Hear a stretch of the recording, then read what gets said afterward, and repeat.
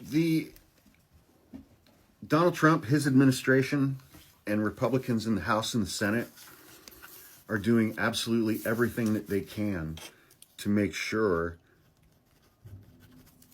that the bottom 85% of Americans on purpose are reduced to a state of living in constant anxiety and fear. This big, beautiful bill, and I just mentioned this in a TikTok, but I wanted to expand on it. 60% of Americans couldn't handle a $400 emergency if it came up in their lives right now. And this big, beautiful, we're all going to die bill is going to destroy those people's existences.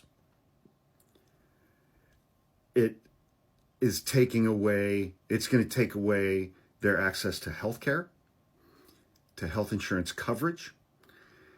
It is going to take away their SNAP benefits, their food stamps. People that are now just scraping by, this bill is going to destroy their lives. It's going to destroy their lives. There are going to be tens of millions of people in this country in short order who are going to be existing day to day by, like, do I buy food or do I pay my rent? Do I pay for my prescription or do I get my car fixed? Because I can't do both. When did the role of government become destroying the economic lives and economic safety of 70% of the population? And it's like, it's not just that stuff. It's like anybody who lives in the Southeast, FEMA's gone.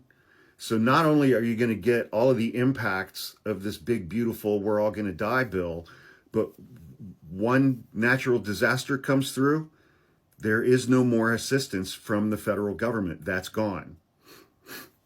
And all of these families also are experiencing the cuts from the Department of Education that was funding their kids' IEP programs, that was funding their Head Start, that was funding all of their after-school programs.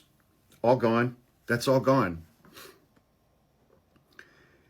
And now we have the FDA is no longer inspecting dairy products. We can't have a sense of safety in our own food. And Trump is rolling back and firing people and defunding the EPA as much as he can. So then on top of all of that, we're no longer going to have clean air or clean water. Inflation is up, prices are up because of the tariffs, wages are down, a recession is still likely. We still have 4,000 National Guard members and 700 Marines on the streets of Los Angeles. Nobody has the slightest idea what they're doing. But there are no protests, and there haven't been any riots in Los Angeles since 1992 after the Rodney King verdict. But we have masked secret police abducting people off the street nationwide. We have a Department of Justice that's no longer prosecuting white-collar crime and is no longer prosecuting fraud. They've redirected almost all of their efforts towards immigrants. Despite the fact that it was reported that in 2022, just 3 years ago, after Trump was out of office, and after former Secretary of State Mike Pompeo was out of office, Iran was almost successful in assassinating Mike Pompeo. And what was one of the first things that Donald Trump did when he came into office? He took away Mike Pompeo's Secret Service detail. So Mike Pompeo has no security now. And Iran already tried to assassinate him once.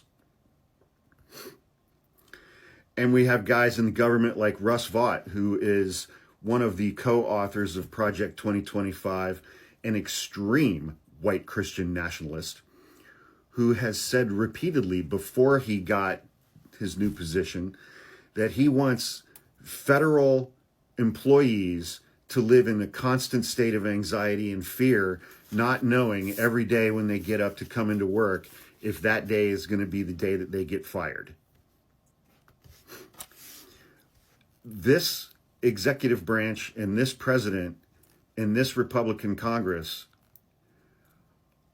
on purpose are trying to plunge about 75% of us into constant 24/7 states of anxiety and fear, whether it be financial, whether it has to do with our health care, whether it has to do with our kids' educations, whether it has to do with natural disasters. And they're doing it on purpose with this bill. They are doing it on purpose. And 77 million of you dumb motherfuckers voted for this. And I hope you get hit the hardest. I truly do.